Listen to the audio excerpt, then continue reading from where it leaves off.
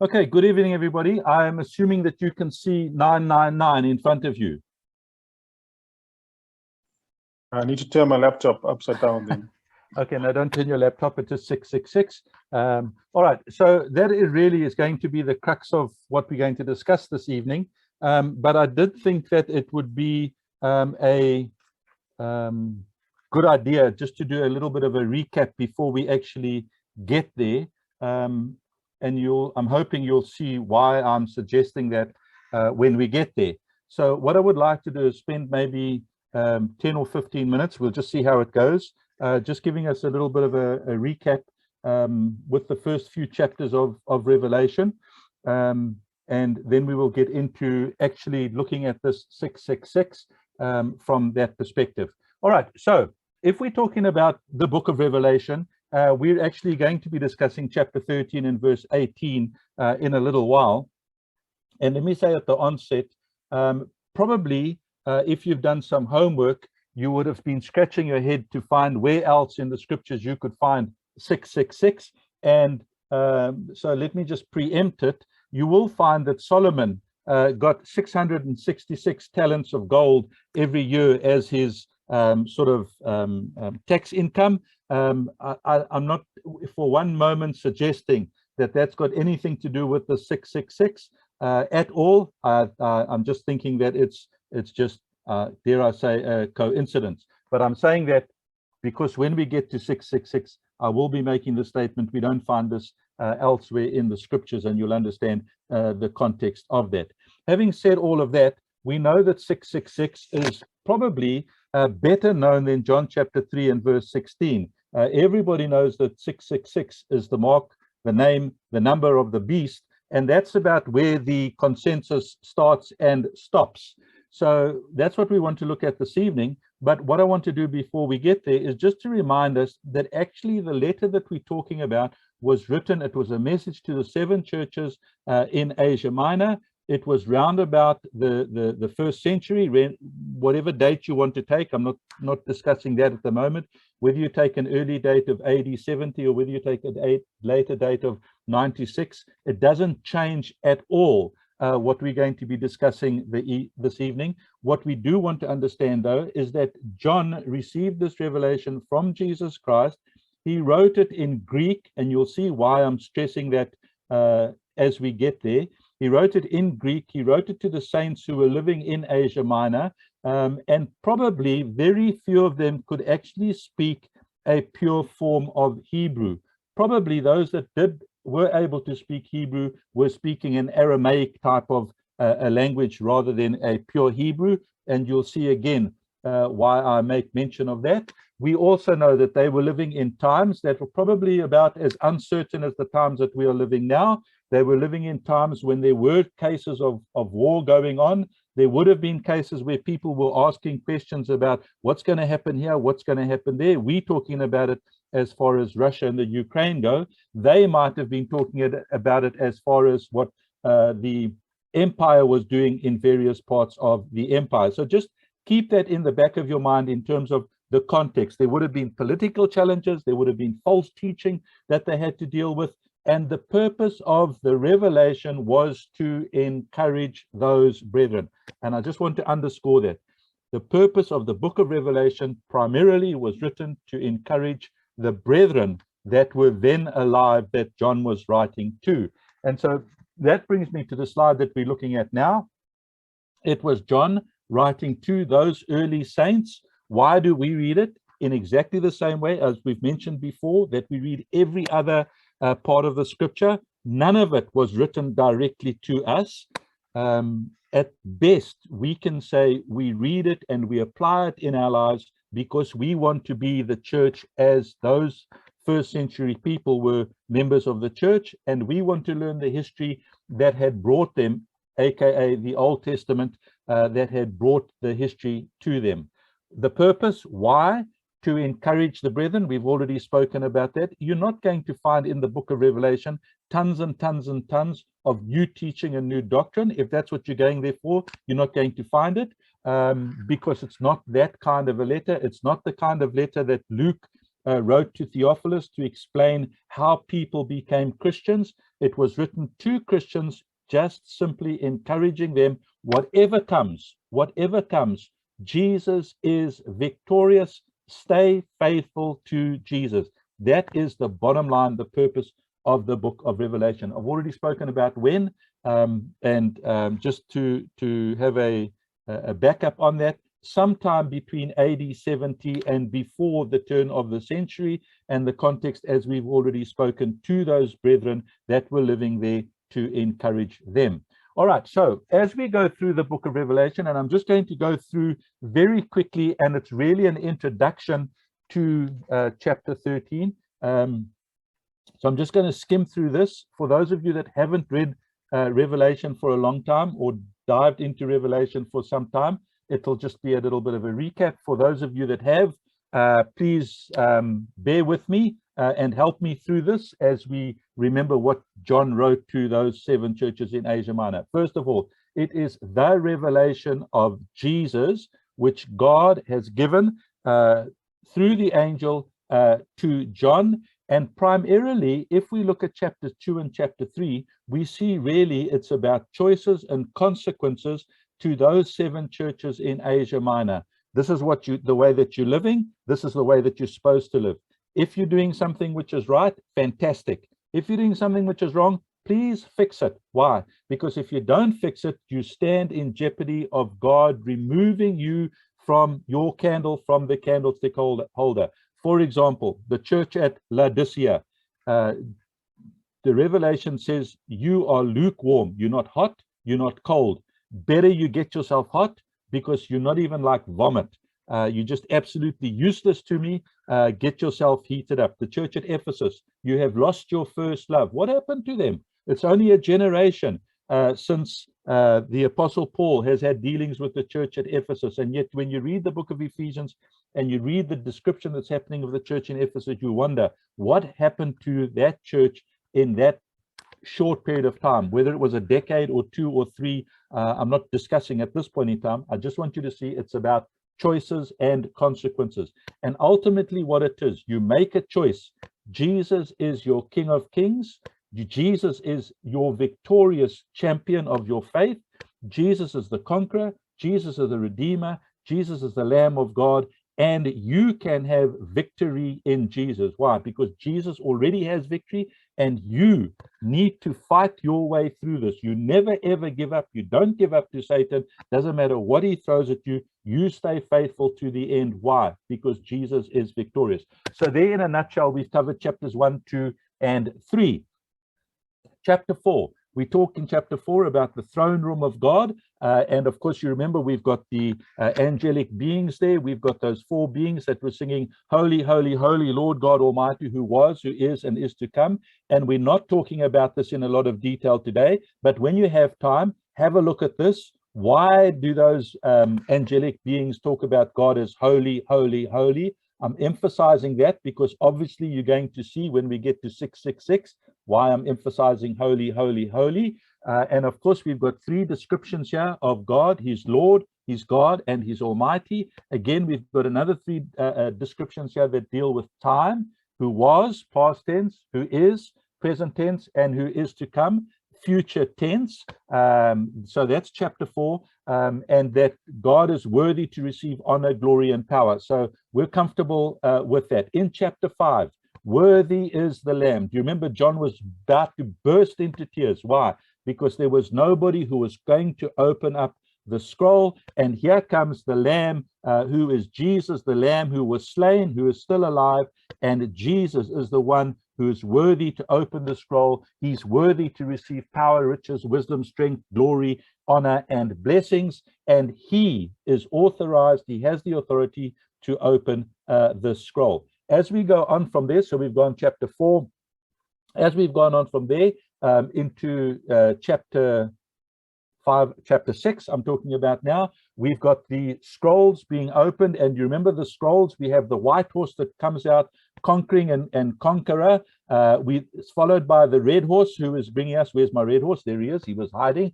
Bring my red horse, which was a depiction of war, bloodshed, that was going to be taking place. Then we followed that with shortages and famine on the gray horse. It comes after that, and he is the horse of death, pale horse. And you remember, about 25% of the population die. And that sequence of events is pretty much standard for any kind of a war that happens. Even if we look today at Ukraine, you're going to see this kind of thing happening. There's going to be a war that's going on. It's during the war, there's going to be a lot of bloodshed, a lot of fighting. Peace is going to disappear. What's going to happen after that? You're going to have famine, shortages, hardships for the people to bear, and the death rate is going to increase. However, we're not talking here necessarily about that kind of war. We're talking something different. Let's go on from there. We see that those souls that were under the altar, they were crying out, and we see that they were comforted that the work that they had done would be rewarded at chapter 6. We go on with chapter 6, and we see that we have this destruction coming, which I believe is the destruction of Jerusalem, the destruction of the Roman Empire. Do you remember the clouds, the sky was turned to darkness, the sun was overshadowed, and yet out of that, sorry, I jumped this a little bit. You remember we spoke about these creatures here in Daniel chapter, I beg your pardon, in the book of Daniel. And you remember in Daniel chapter 2, we saw then about verse 44 that the kingdom was going to come, and there were going to be those kingdoms, the head of gold, the chest of silver, the belly of bronze, and then the legs of iron and clay. And in the days of those kingdoms, God was going to set up the kingdom that would never be destroyed, which was the church. And then later on, we see the bear, which you can't see there, he's hidden, the lopsided bear, the four-headed leopard, and then this weird beast that John said, I beg your pardon, that Daniel said he can't describe it, talking about the Roman Empire. And yet out of that, what happens is we get victory. And the question is, who is able to stand against the Lord? Well, of course, we know the answer. Nobody is able to stand against the Lord. Chapter 7, we go back to the throne of God. And this time we have the heavenly beings shouting out, Amen, blessing, glory, wisdom, thanksgiving, honor, and power, which is very similar. And what's important is that's where we have the 144,000, 12 times 12, 12 tribes times 12 and 1,000, giving us that 144,000 who were singing the song of the redeemed. All right, so that's chapter 7. From chapter 7, we go into chapter 8 and chapter 9. And the first thing that we have is we have silence. And why we have silence? We have silence because something great is about to be happening. We're going to have these trumpets. We're going to have 6 trumpets that are going to be sounding out. And we just imagine God is on his throne. Here he's going to be sending out these trumpets. He's going to be making this proclamation about things that are going to be happening. But before that, the prophet Isaiah says, keep silent before me, O islands. Let the people renew their strength. Then let them come for judgment. So let all the earth keep silent. I think I've got that there for you somewhere. Let all the earth keep silent. And then we're going to have these trumpets sounding out the warning. After we've had 6 trumpets sounding out the warning, we have an interlude, if you like. And we have this mighty angel who comes up, and the angel has the book. And you remember the book was given to John, and we can discuss at another point in time who the mighty angel was, but John was given the little book, and John was told to eat the little book. And remember, the book was when he was eating it, it was sweet, and then it becomes a bitter book to him. Chapter 11, we've got the 2 witnesses. Who are those 2 witnesses? Are they the law and the prophets? Or is it Moses and Elijah? Is it Elisha and Elijah? We're not discussing that now. We've just got 2 witnesses who are bearing up and acknowledging that God has measured the temple with his rod, with his reed, which then leads us into chapter 12. In chapter 12, we talk there about the dragon who's ready to devour the child. Which child? The child that this woman is going to bring forth and bear. Who is this woman? This woman is a woman who is clothed with the sun, the moon under her feet. She's got a garland on her head of the 12 stars, and she brings forth a man-child who's going to rule the nations with a rod of iron. We can see from this, even if we don't know anything else about the book of Revelation. This obviously is a reference back to Jesus. So the woman, God's faithful remnant, if you like, going to bring forth this man-child, and there's war already. Why? Because Satan, the dragon, is there. He wants to devour this child. But we see that God protects the child, and we move on from there. And I just want to give you this. You've spoken, sorry, somebody have a question? You've spoken about this quite a while, quite a lot actually, and so I'm just listing them here because we're going to talk about Nero with the 666, which lots of people like to say it is Nero. I'm not very comfortable with that, and you'll see why I say that in a moment. But what you also to see is that if we take a later date, we've got Vespasian, and you remember Vespasian was the guy who, the Roman general who came and besieged Jerusalem. Then there was drama back in Jerusalem, so he left. He sends his son Titus. Titus comes. Titus is the guy who really is the one who puts the nails and the issues into Jerusalem. And then later on, we have Domitian coming along. The reason why I'm mentioning them there is because you're going to see when we talk about 666, is it possible that that 666, some will say refers to Nero, some will say Vespasian, some will say Titus, some will say Domitian? What's the answer? And that really brings us to the question that we want to look at today in terms of trying to work out what the answer is to this perplexing problem that we have. So I'm in chapter 13 now. That was just a very, very brief recap in chapter of the first few chapters of Revelation. So I'm in chapter 13 now, and we see in chapter 13 that John is saying, I stood on the sand of the sea and I saw a beast rising up out of the sea. And the beast that rises up out of the sea is described by John like this. He's got 7 heads, he's got 10 horns, he's got the crowns, and of course you remember one head had been killed, but the other heads are still alive. And of course he describes it in verse 2, the beast which I saw had the feast of a bear, his mouth was like a mouth of a lion, the dragon gave him his power. Now that's important for us to understand. Who is the dragon? The dragon actually is Satan. Satan gives this beast, whoever this beast is going to be, we'll talk about that in a moment, whoever this beast is going to be, Satan is the one who has given this beast power. So let's start thinking now, who has Satan given power to? How does Satan achieve the ends that he wants to achieve? And we'll talk about that. Okay, so we've got in verse 3, I saw one of his heads that was mortally wounded. It was a deadly wound, but it was healed, and all the world marveled and followed the beast. Again, I want us just to understand that. All the world marveled and followed the beast. What was the beast doing? Notice in verse 4, if you've got your Bible open, they worshiped the dragon, they gave authority to the beast, they worshiped the beast. Who is like the beast? Who is able to make war with him? He was given a mouth speaking great things, blasphemies. He was given authority to continue for that period of time of 42 months. Notice verse 6. He opened his mouth in blasphemy against God to blaspheme his name, his tabernacle, and those who dwell in heaven. Verse 7. It was granted to him to make war with the saints, to overcome them, and authority was given to him over every tribe, tongue, and nation. All who dwell on the earth will worship him, whose names have not been written in the book of life of the Lamb slain from the foundation of the world. And notice in verse 9, if anybody's got an ear to hear, let him hear. So what is John trying to describe to us here as he talks to us about this big beast that has come out of the sea? Notice that the beast, we spoke about it, has got power, he's got a throne, he's got authority, and it was given to him by the dragon. Now, I want to make a suggestion to you, and probably we would be quite comfortable to point fingers here to the Roman Empire, and I'm not adverse to that.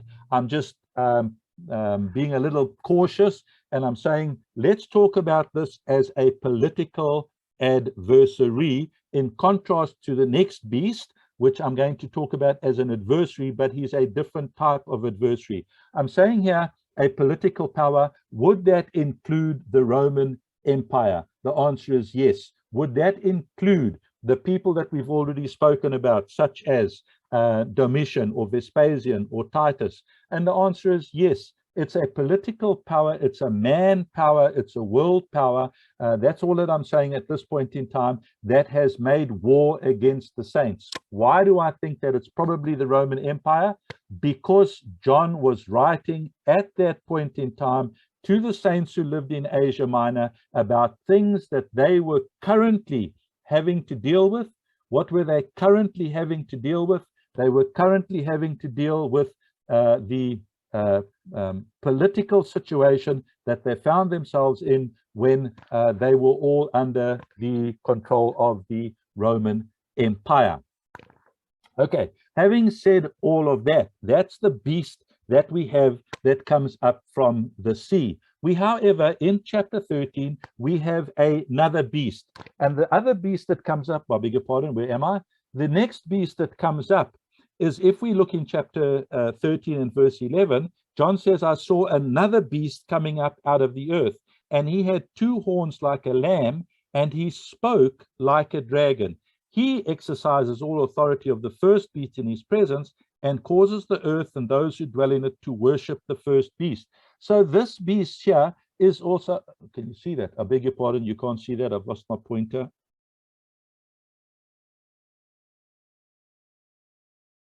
Okay, so this beast here is also deceiving the people. This beast here is different from the first beast because this beast, notice in verse 13, he's doing great signs. He even makes fire come down from heaven of the earth in the sight of men. Verse 14, he deceives those who dwell on the earth, by whose signs, which he was granted to in the sight of the beast, telling those who dwell on the earth to make an image of the beast who was wounded by the sword and lived.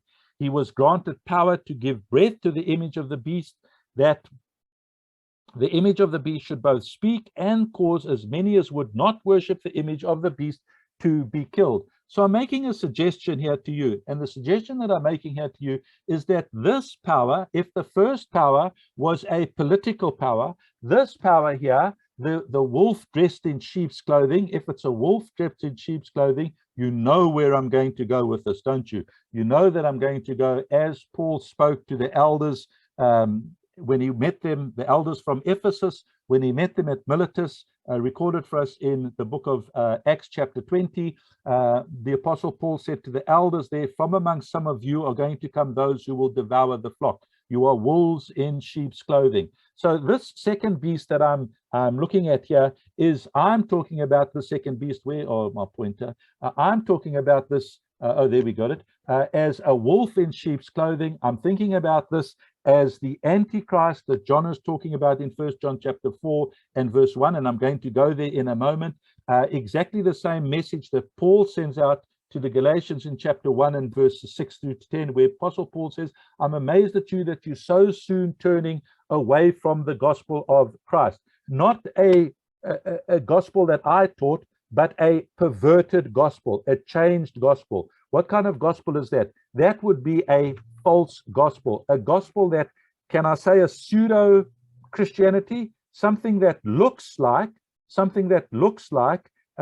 it's of Christ, but actually it's not of Christ. And that, I believe, would tie in with 1 John chapter 4, where John says, beloved, do not believe every spirit, but test the spirits whether they are of God, because many false prophets have gone out into the world. So what I'm saying here is this: from Robin's perspective, we've now got this adversary, this second beast that's coming up from the earth, that's coming up from humanity rather than from a political society. And this second beast I'm talking about here as apostasy. I'm talking about that second beast there as false teaching that's coming in amongst the brethren. So the first beast that we've got, blasphemy, political, the Roman Empire in whatever it's going to be trying to do in some shape or form to get Christians to stop being Christians, whether we want to put persecution in there, whether we want to put in there the situation as we spoke about with the destruction of Jerusalem, whether we want to put in there the issues of stopping the Jews from circumcision, that type of a scenario from a political point of view, that's where I'm going to take it and stop. And then the second beast that we've got up is the beast of apostasy, the beast of false religion that comes into play. Now, I want to say something before we move on from that. This beast has got power, influence, signs, and wonders, and we're going to talk about that. Let me just backtrack a little bit.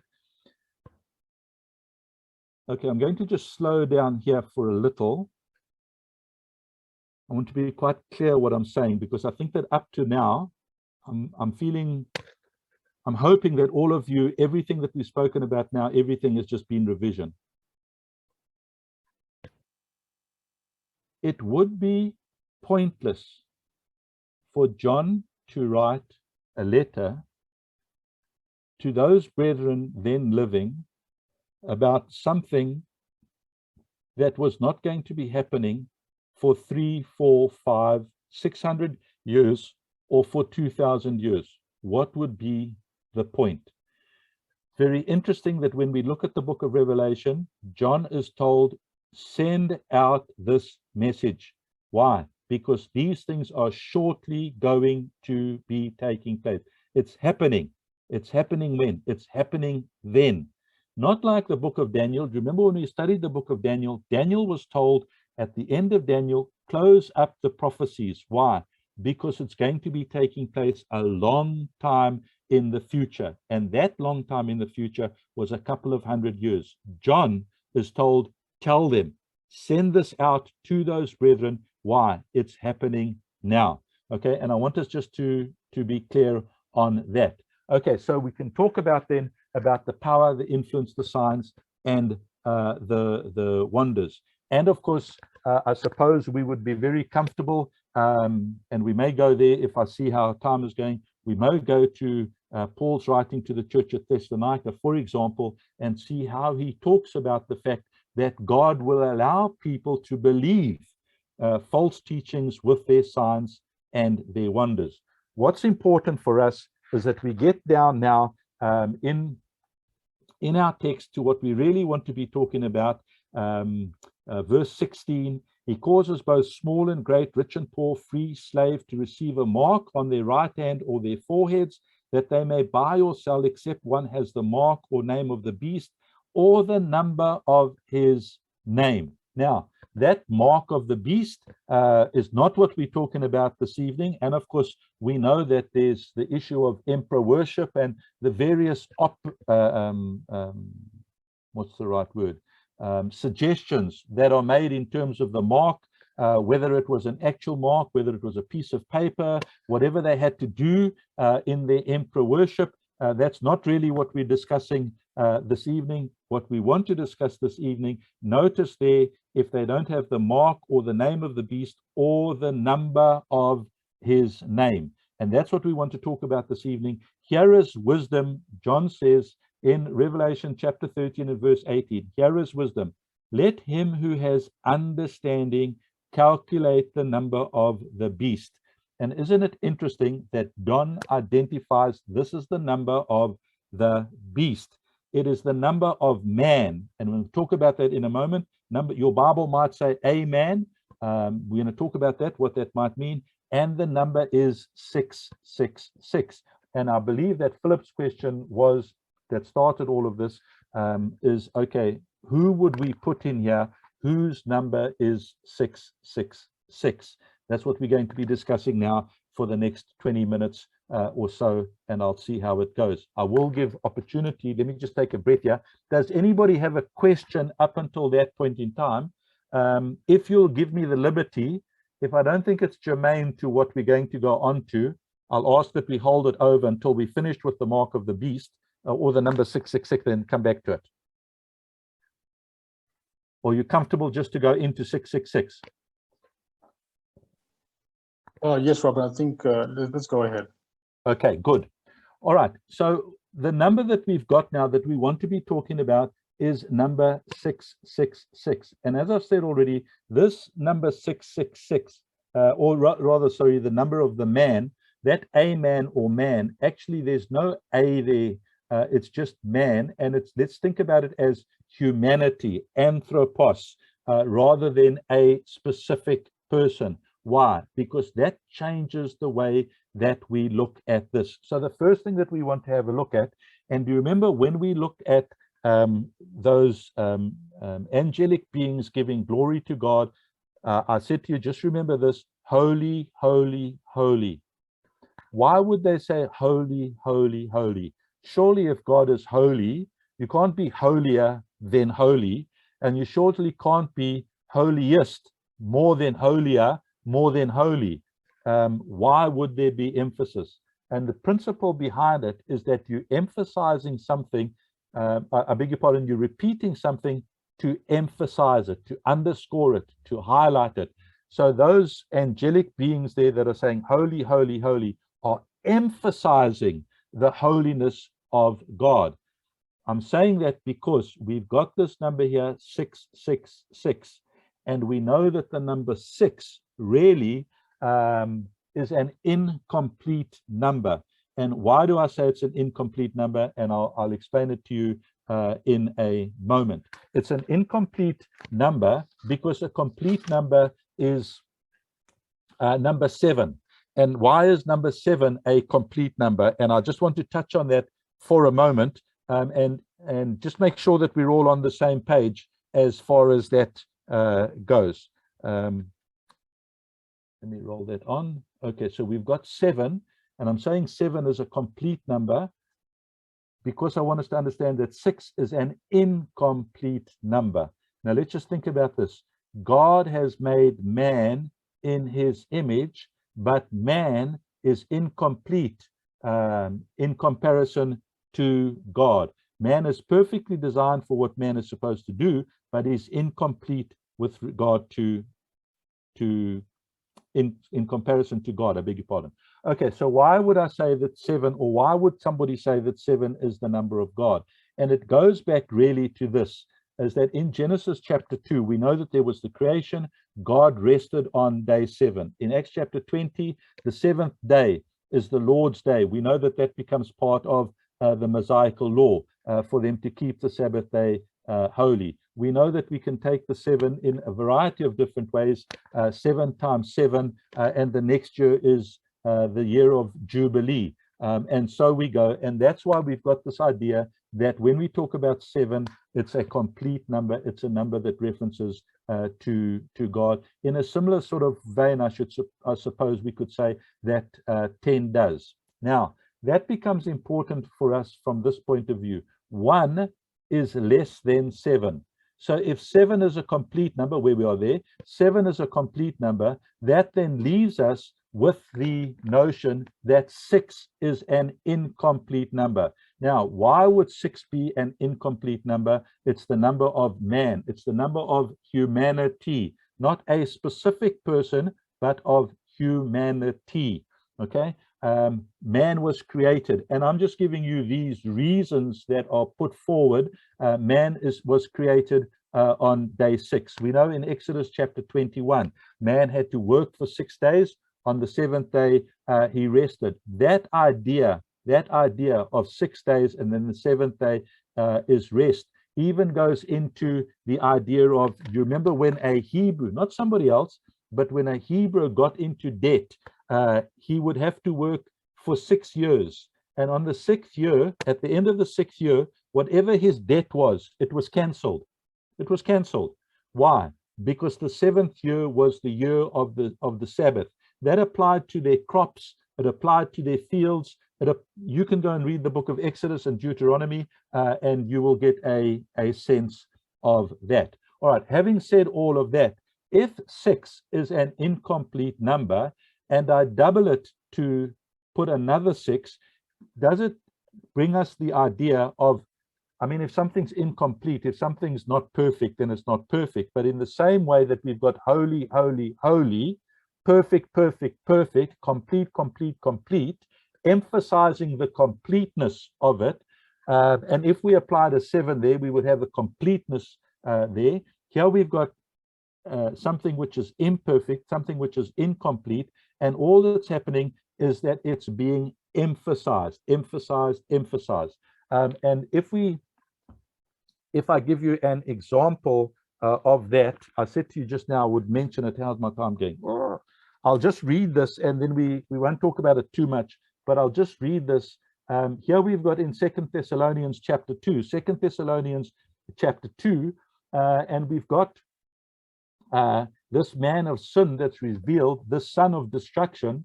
And Paul says, who opposes and exalts himself above all that is called God or that is worshipped. He sits as God in the temple of God, showing himself that he is God. If we go down, for this reason, verse 11, for this reason, God will send them strong delusions that they should believe the lie. They all will be condemned who did not believe the truth, but had pleasure in unrighteousness. So I've given you that text there to tie in with 1 John chapter 4. I suppose we could tie it into Philippians chapter 3, verse 19. Man is an enemy of the cross. Why? Because all he wants to do is please himself. And again, we're talking here generic, man, humanity. So are we all comfortable with the idea that if we take 666, man is imperfect?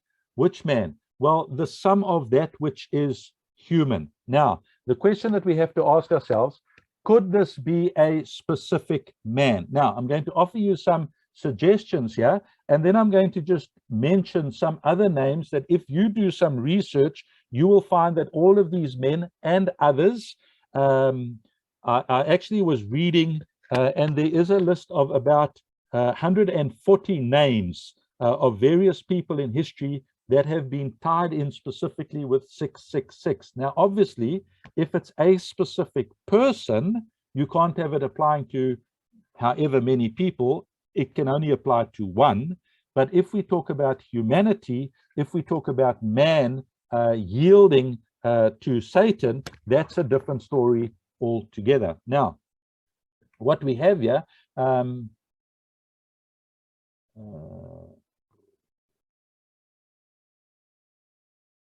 okay, I've lost the slide. Okay, never mind. I'll come back to that in a moment. Some of the people that we speak about, well, obviously Nero is going to come up 100%. And I'll show you the problem that we have with Nero in a moment.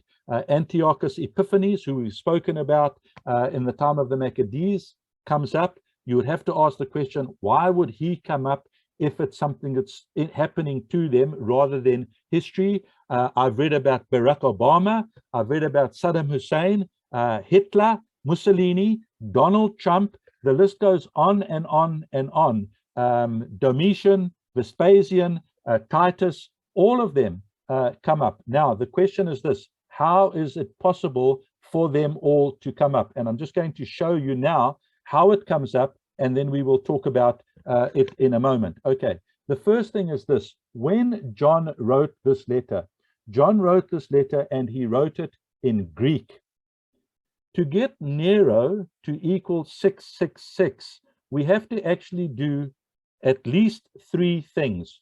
We have to take John's writing in Greek and transliterate it. Now, by transliterating, what we're doing is exactly what they did when they translated from the Latin into English, or even went back to the Greek into the English, and they took the word baptizo and they made it into an English word baptize. Why? Because they didn't want to use the word immerse. That is a transliteration as opposed to a translation of the word. So the first thing that we have to do is we have to transliterate from Greek to Hebrew, and then we have to massage the spelling. Okay, so immediately, if you're somebody who is careful with detail, you're going to say we have a problem. The next thing here is we've got this name, and yet we have to use the title of Nero Caesar to get to 666. And again, we have a problem with why are we combining a title and a name, which causes us all sorts of issues. Where are you, Mr. Pointer? There. And the other thing is this, is Caesar, actually, if we're going back, would have been spelled with K and not with a C. So that's a problem. And then, of course, we could even use Domitian or Vespasian, and I'll show you in a moment how that happens, and comes up with 666. I've said all of that, and I want you to know that this was not directly Robin's brain. I actually have done a bit of research for you, and there's a website that you can go and look at if you want to dig into it some more. There's actually a lot there. And again, be careful of Google, because you never know who's putting what there. But I want you to be clear that there is possibilities for you to go and do some research. Now, having said all of that, so I've knocked the fact that they've used a transliteration from Greek to Hebrew. They fiddled with the spelling. They've changed the name into title and a name, and then massaged it to try and come up with a 666. Now, I have to be fair to you, and I have to show you how people do that. So when we come to our conclusion, you can understand how Robin gets to that conclusion. So I want to just backtrack a little bit and go to this. Let's say that I receive, or you receive, or you have received an envelope, and on the envelope, let me see. Michael, are you with me? Maybe you're too old to remember this. Are you with me, Michael? Yes. Okay, Michael, this is an envelope that you receive, and on the back of the envelope, you see that number 143. When you see 143, what comes to mind?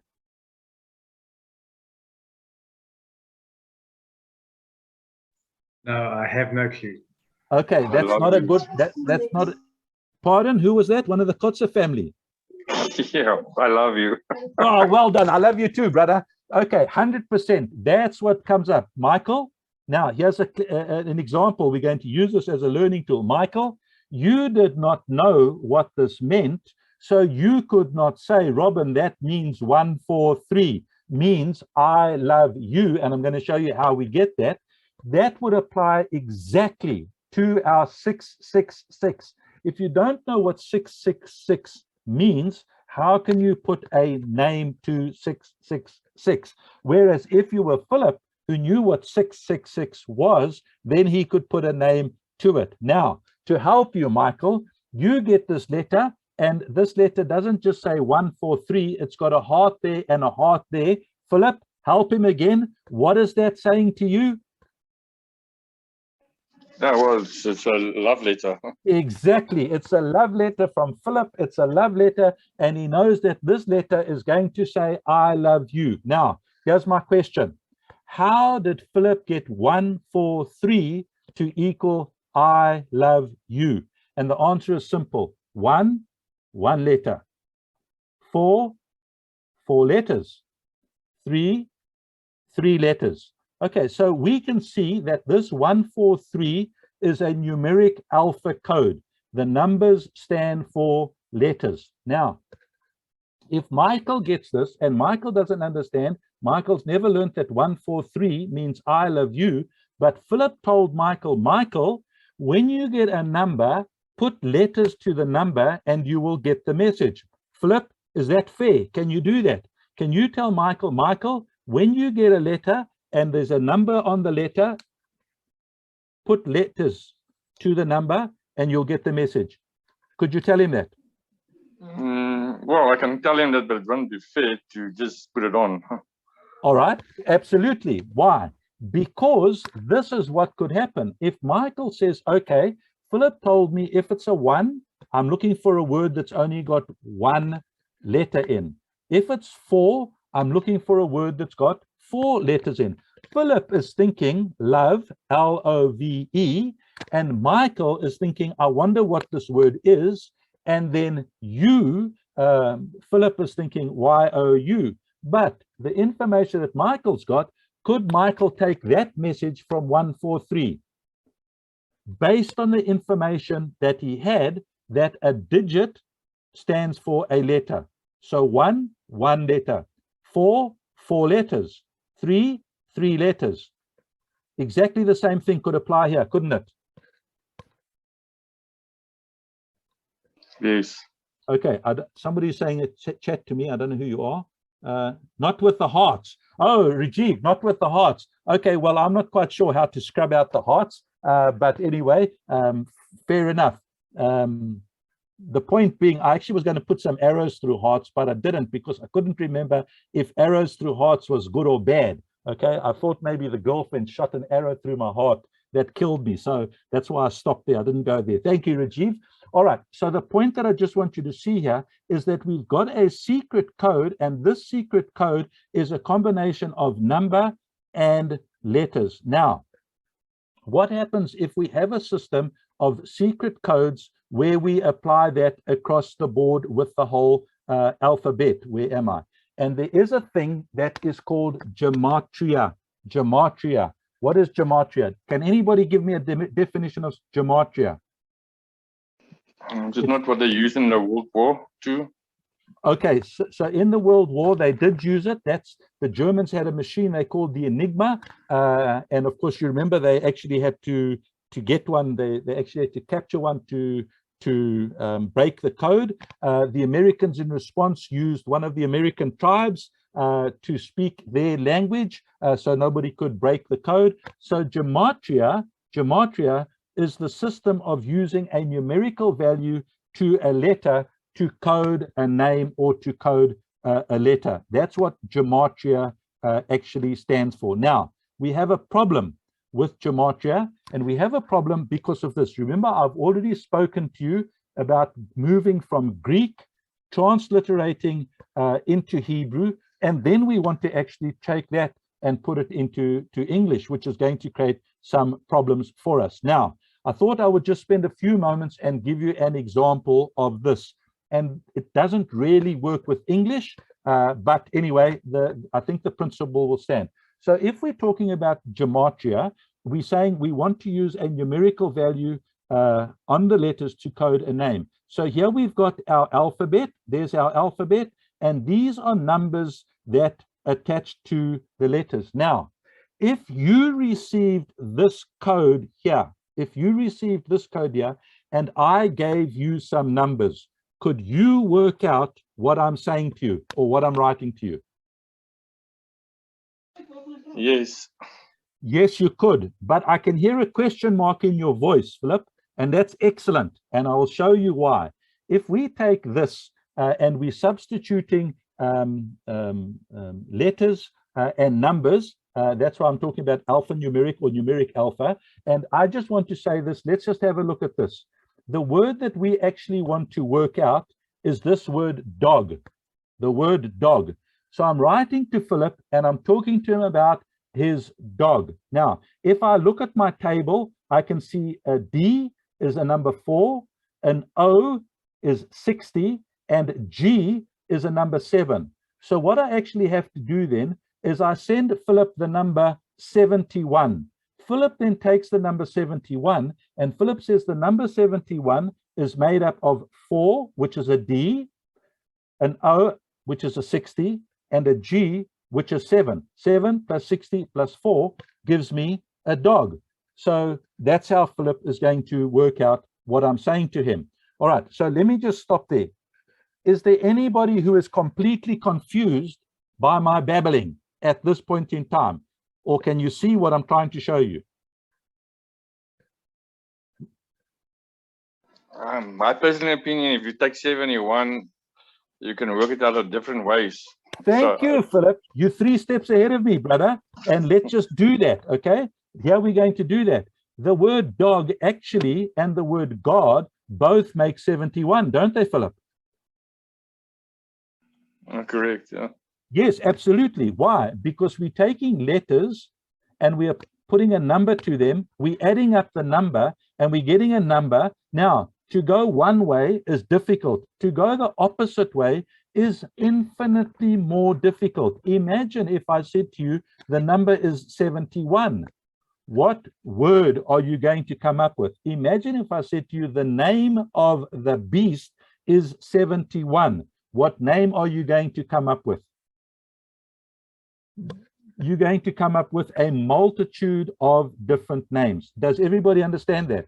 And bear in mind, what we're doing here is we're only dealing with one language. We're not dealing here with 2 or 3 languages. We're not dealing here with a transliteration. We're dealing here with one language, and we're dealing in a language that all of us understand, and we're dealing where we actually can speak to one another. And you can see with a simple word like this, how difficult, how complicated that becomes. All right, so the dog has a numerical value of 71. The word God has a numerical value of 71. And please, I'm not equating a dog to God or God to dog. What I am just trying to show you is I'm warning you here. That's what I'm doing. I'm warning you here. This idea of people taking this thing called gematria, working it in, and if you even have a look on the internet, I didn't realize it until I started doing some research. There are even calculators on the internet that you can go in from one language to another and make your own calculation, and I'll show you something there in a moment. The reason why I'm saying that is be careful. We do not want to do that as honest, practical, straightforward students of God's word who want to get the message that God is sending. We don't want to do that. All right. Having said all of that, is everybody clear about the difficulties that we're going to be facing if we try and calculate using the system of gematria, putting letters in for numbers or vice versa? The difficulties that we're going to have. Not only do we have a change of language, but we also have a variant on spelling. All right, now I want to show you something. What I did for you was simply this, because I want to stress to you how bad it is to try and do this. Here we've got, and I just put in my name, Robin. Robin, R 80, O 50, B 2, I 9, N 40. If I use that going from English to the Jewish gematria, it gives me the number 81. But notice in English what it does, the same letters give me the number 348. Imagine now trying to do it backwards. So somebody goes in and puts in 666. Can you see why people come up with a multitude, a plethora, a Pandora's box of different names? Okay, we don't want to do that. We want to actually be able to work out what is it that God wanted these people to know. And if you're interested in trying to do it, there you are there. But I am warning you to beware. I want to just stress that for you here. And that's this. This man, Salman Beal, is the guy that I read about who came up, and I can't remember now, I think it was 140 different names. This is what his comment was about using this method of trying to work out who it is. And I'm saying that because I hear brethren getting dogmatic, arguing with each other about this 666 means it's this particular person. I believe that there's a better answer for us. Notice what this man says. He says, first, if the proper name by itself will not yield what? Yield the answer that you want. Add a title. So you've changed the information. Then, if you still don't have the sum found in Greek, try Hebrew or even Latin. So what does he say? If you can't get the answer that you want, try different languages. How unfair, how crooked is that? Third, do not be too particular about the spelling. Well, now the door's open to anything, doesn't it? You cannot infer much from the fact that a key fits the lock if the lock in which almost any key will turn. That's his comment about people using this idea of gematria to try and identify who this man is. Irenaeus, and let me just explain who Irenaeus is. Irenaeus is considered to be one of the early church fathers. I'm not saying I consider him to be that. And what he says is not apostolic teaching, but it is interesting that he was very close to the Apostle John insofar as this. Irenaeus was a student of Polycarp, and Polycarp sat at the feet of the Apostle John. So you can imagine this. Even if we could think back, let's just go back to a generation. We would, let me ask a quick, Calvin, is Calvin with us, or Eugene? Are one of you guys here?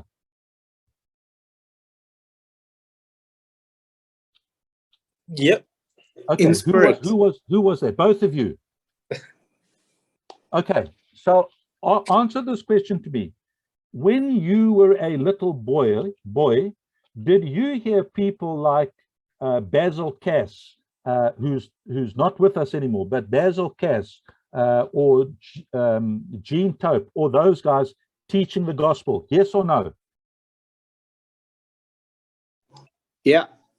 Okay, so would it be fair then, Eugene, for me to say this?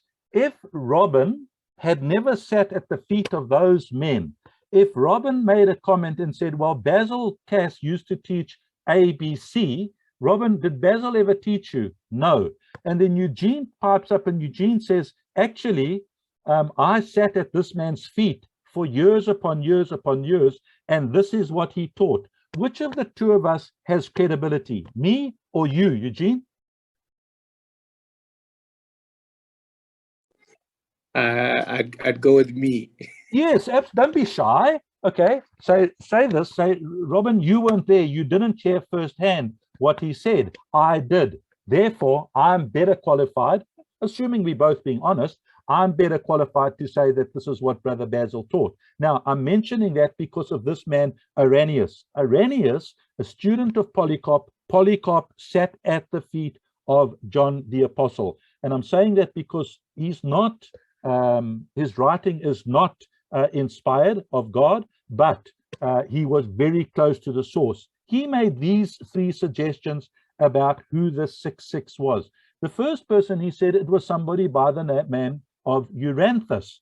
Well, who was Euranthus? I have got no idea who Euranthus was, none whatsoever. He said, well, it may not have been Euranthus, it may have been Latinos. Well, who was Latinos? Well, he was a king, an early king of Latium, and by the way, some people think that this is where we get Latin from, and so they will link that back to Rome, but I'm not saying that. And then he said there's a third possibility. So this man here, who sat at the feet of Polycarp, who sat at the feet of John, who you have to think of, Polycarp must have spoke to John and said, John, who are we talking about? He says it could have been any one of these three people. And yet, isn't this interesting? That this is what he says, and there it is, it's recorded against heresies. He says he cautioned in accepting any of them. Who cautioned in accepting any of them? And it was Irenaeus who cautioned in accepting any of them. So I've said all of that to come to this point now. There we have it there. My question now is this. We go back to that 666. Are we comfortable when we look at the 666 to say with a measure of credibility, a measure of we can show this by the scriptures, that if we take 666 and we talk about it as humanity, and we talk about it as false teaching, we talk about it as a political empire that may come against us, then we are pretty confident who it's going to be, rather than trying to say this was Nero, or this was Domitian, or this was Titus, or this is Barack Obama, or this is Saddam Hussein, and I'm waiting, I am just waiting with bated breath for somebody to say 666 is Putin. I'm waiting for somebody to say that. So, having said all of that, what's my conclusion on the matter? My conclusion on the matter is this, the blank screen in front of you. Can I say definitively that 666 is a specific person? No. Can I make some suggestions who I think it might be? Yes, I might. Is Robin much more comfortable to say, I'm talking here about man's systems, that we have to stand and we have to work, make sure that we don't yield to man's systems. Okay, I'm going to stop there. I didn't realize that it's already 8 o'clock. So I'm going to stop there and give you a chance for some questions. Can I say something? Of course you can, Philip. Yeah, no, I'm just thinking that Revelation is written for the churches. So all the apostles was there, and there's been even Jesus told them that you have to, don't worry about me, worry about yourself. There's a day coming, and we can't take it after them because it's been told for them. I don't think it's past. I don't know how the apostles' lifetime. Basically, can I say? Yes. It must be in that time set when everybody was basically murdered except for John. So yeah, and they were prosecuted That's the history. If you go hindsight, you can see the whole story, what happens and how Jerusalem is destroyed, and yeah. So I don't think it's after that. I think if it's somebody, it must be there, stop there by, let's say, 70 AC. Yes, Philip, I agree with that 100%. The only thing I would just suggest is this. I think I understand what you're saying. It wasn't that John was the only one, but John was the one who was sent. He was the one who was put in exile to the Isle of Patmos. And whether he came out of it or not, it seems that he did. But the point that you're making is absolutely valid. John wrote this in exactly the same way that Paul and Peter wrote to the brethren then living, for them to use, to comfort, to teach themselves. What do? We take the teachings and we apply it. Conrad would be saying, apply the principle. We take the teachings and we apply it to how we're supposed to live. So is it possible that we at some point in stage will have to face persecution? The answer is yes, it's possible. Does that mean that John has predicted it in the book of Revelation? No. What we're doing then is we are in effect twisting the scripture for our own benefit. And usually what happens, I believe, people do that for scare tactics. So yes, Philip, I concur with what you're saying. All right, anybody else? Anybody got a violently different understanding? Robin? Yes. Okay. First of all, I don't have a violently different understanding whatsoever. Generally, my disagreements are non-violent. I try and keep them that way. Okay. But saying that, I would agree with Philip, and that was one of the points that you did make. This was one of the last books written, for a start. Second of all, it was written to the churches in, let's call it, Turkey, for their encouragement, but not only theirs. Obviously, it was meant for the Christians of that day. So would you then extrapolate the principle to mean people of age? And I'm just using that. Yes, he was encouraging them, but also we have it in our Bible as an encouragement to us as well to hang on, as you said, to hang on to the faith. So we can extrapolate that to be the mark of the beast is a man, woman, whatever, mankind's lifestyle where they are perpetuating and committing constant evil against other nations, against other men, even in their society. Could it be in a church? Could it be in whatever type of societal norm we look at? Conrad, sorry, I don't mean to stop your thought process. I don't know how you put your screen up and fiddle your screen, so I'm just going back to the beginning, rewind, old school. And my answer to your question is yes, Conrad, 100%. And it actually grieves me. I actually feel that we do an injustice to ourselves and to the brethren, that the book of Revelation is so little read, so little used. Let's just think about it. You've grown up in the umbrella of the church. Bev's grown up in the umbrella of the church. Eugene, Calvin, me. We've grown up in this family. Philip's been a member of the church for some time. Everett and his family been. Let's just ask ourselves a question. If we take the lessons that have been taught from the book of Revelation to the brethren in comparison to other parts of the New Testament, where on the scale does it fit? And why is it that we don't do that? And I think that the answer, Conrad, is this. We don't understand, as you have pointed out.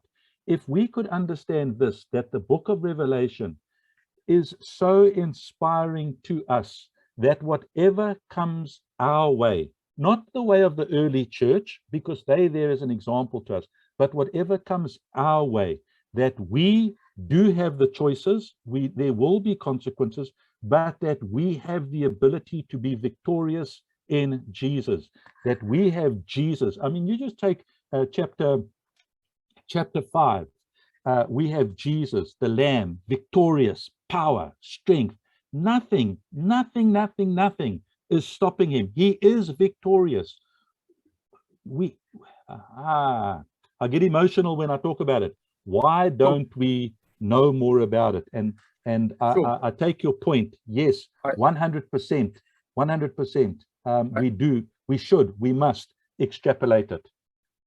I agree with you, but that's why I've always been of the understanding that that mark of the beast would refer to any man or woman that is effectively the Antichrist, or is perpetuating a lifestyle of continuous sin against others, in particular those of the church. That's always been my understanding. Absolutely, Conrad. Would that be aligned with what we're talking about? Absolutely, 100%. Absolutely.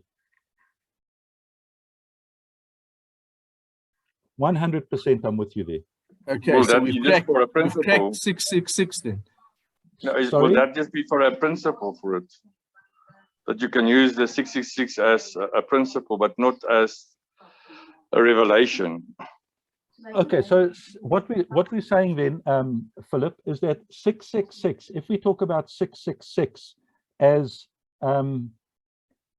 any power, any principality, any teaching that violates, that goes against the gospel of Jesus Christ, will fall under that category, because it's going to be lies, it's going to be deceit. They may even try to convince you with wonders and with miracles, as we've read here. Don't fall for it. Don't fall for it. All right, does that answer your question? Yeah, for that's why I said it's for a principle, yeah, but not for that revelation. For me, it's warning. This warning the Christians and to tell them, listen, they're going to be destroyed. And with hindsight, with history, you can see they have been destroyed. I can put a name there, but for me, that's my opinion. If you look at history and what Jesus says there, they're going to be destroyed, look after each other, and what John says is going to happen. And if you look at hindsight, it was destroyed completely. So yeah, for a principle, you can say, yeah, 666 is everything that's bad, everything that goes against God. Antichrist for me, for today, you can say anybody that does not believe in God, that does not serve God, is the Antichrist. That 100%. Yes, I'm very comfortable with that, and it would be exactly the same as this. If somebody asked me, Robin, do you know Philip? And I said, do you mean Philip Kotzer? Yes. What do you think of Philip? And I said to that person, Philip is a Demetrius. Have I paid you a compliment or have I insulted you? I have no idea. Okay, so you would have to scratch now, and that person, who does Robin mean Demetrius? Is Robin talking about Demetrius and Diotrephes that John included when he wrote, is it 2 John? And Demetrius actually was a good guy, whereas Diotrephes was the one who wanted to have, was 2 John or 3 John? 3 John, I beg your pardon. Diotrephes was the one who wanted to bully everybody. He was the one who wanted to have control over all of the church. So if I said Philip is a Demetrius, that's a compliment that I'm making to you. If I called you a Diotrephes, then I'm saying you're a problem man. And obviously you're not that Demetrius, you're not that Diotrephes, but I'm using that to make a point. And so, yes, I would go along with what you're saying. And bear in mind this, we don't have John. We don't have even had men. Imagine this, Conrad, you were talking a few weeks ago about miraculous gifts. Imagine this. Imagine if we had amongst us, Eugene, Rajiv, Michael, one of those guys had the miraculous gift of discernment. One of the other guys had a miraculous gift of all understanding or of knowledge. we could sit like this now and say, who is John actually talking about here? And one of them could say, under inspiration of the Holy Spirit, well, he's talking about this man, and give us a specific name. And that would be 100% fine. Does the principle of this 666 continue to somebody else? And the answer is yes, absolutely yes, no question about it.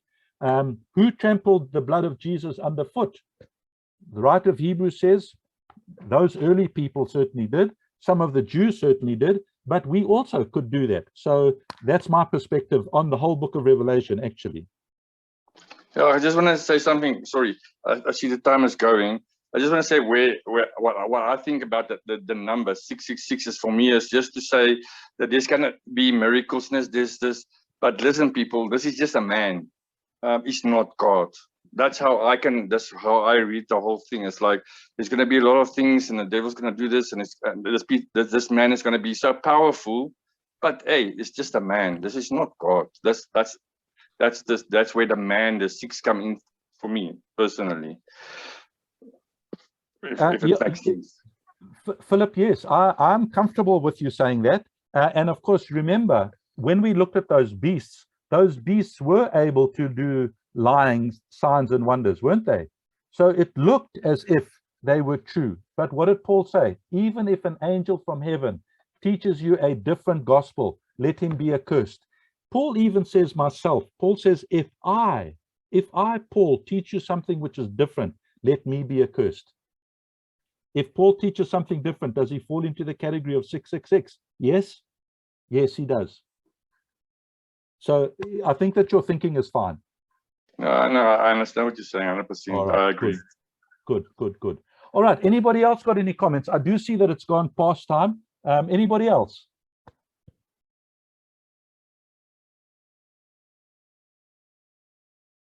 Okay. I appreciate that. I appreciate you trying to keep up with me. I apologize if you're trying to figure out what I've actually said. My wife tells me that too sometimes. She says, Robin, I have to try and figure out what you said. So I appreciate that. Rajiv, back to you, or to whoever's